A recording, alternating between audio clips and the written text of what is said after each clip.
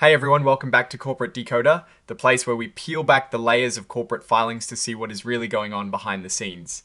Today we're diving into an interesting filing from Mallinckrodt plc, a company that has been in the news for various reasons. We'll explore their latest announcement, which involves a significant business separation and move that could redefine their future. Before we jump in, if you love getting straight to the point insights from these dense corporate documents, make sure you are subscribed. Also, we have a fantastic Discord community where we discuss these findings and more linked in the description below, so join us there. Alright, so what is the big news from Mallinckrodt today?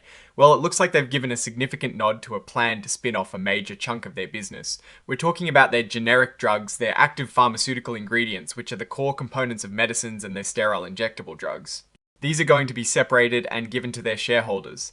This is a pretty big deal because it means they are essentially splitting the company into two.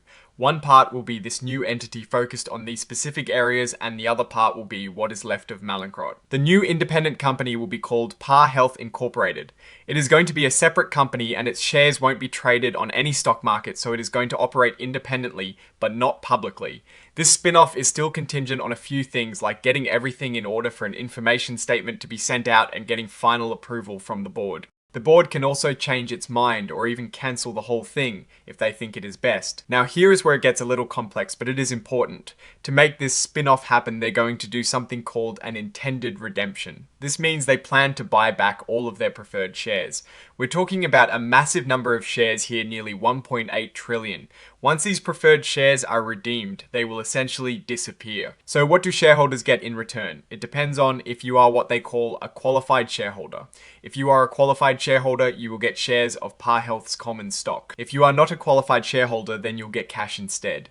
The amount of cash will be determined to be equal in value to the Par Health stock that the qualified shareholders receive. What makes a shareholder qualified? Well, it is not just about owning the shares. You have to be a holder as of a specific record date, which is the 27th of October of this year.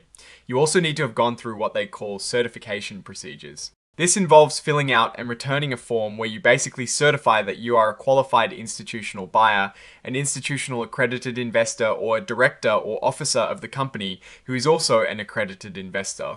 It sounds a bit like they are trying to ensure the new company is owned by certain types of sophisticated investors. Here is a crucial point. All of the Par Health common stock will go to these qualified shareholders. This means that if you are a non-qualified shareholder, you will only receive cash. The amount of Par Health stock you get as a qualified shareholder will depend on how many preferred shares you hold and also on how many other shareholders qualify.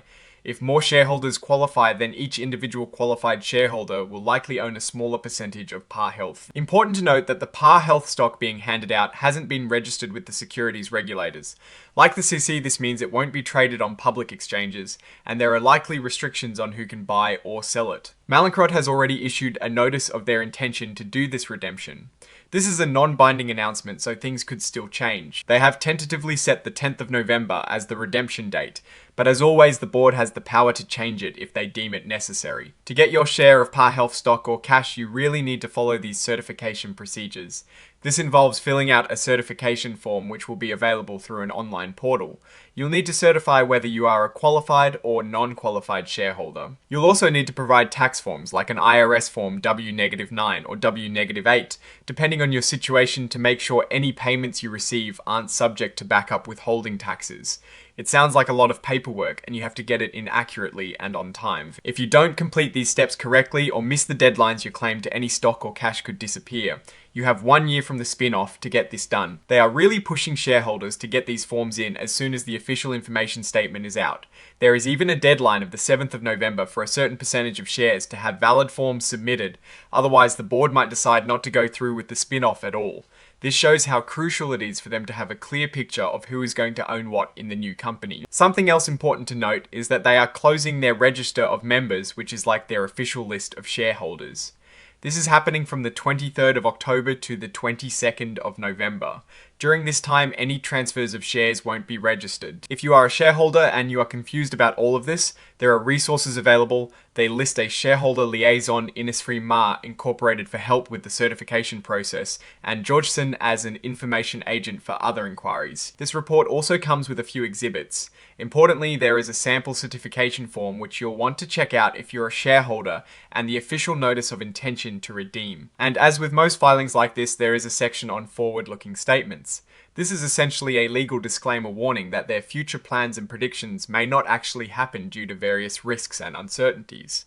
They mention factors like potential changes in their business strategy risks, associated with debt, governmental investigations, lawsuits, and competition. It is a long list and it highlights the inherent risks in any business, especially in the pharmaceutical industry. Now, looking at this from a higher level, what does this spin-off tell us about Mallinckrodt? It seems like they're trying to simplify their business and perhaps unlock value by separating these distinct segments. The focus on qualifying shareholders for the new entity's stock suggests a strategy possibly to align ownership with those they believe will best support Par Health's future.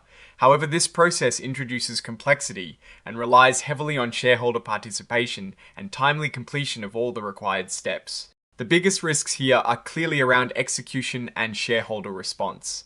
If enough qualified shareholders don't certify their status, the whole deal could fall apart. And for non-qualified shareholders, the valuation of their cash payout will hinge on the board's discretion, which always carries some uncertainty. Mallinckrodt is navigating a complex landscape balancing regulatory requirements, potential litigation, and strategic business moves. This spin-off is a significant step, but its success will depend on careful execution and clear communication with all stakeholders. It is a move that could create a more focused company in Par Health, but it also signifies Mallory's own transformation as they shed parts of their past business. Alright, that is our breakdown of Mallinckrodt's latest filing. What is your take on these numbers and what they signal for the company's future? Do you think this spin-off is a smart move or is it too risky? Drop your thoughts in the comments. If this analysis was valuable, hitting that like button really helps, and subscribe for more deep dives. Don't forget to check out the Discord in the description to join the conversation. Thanks for watching, see you next time.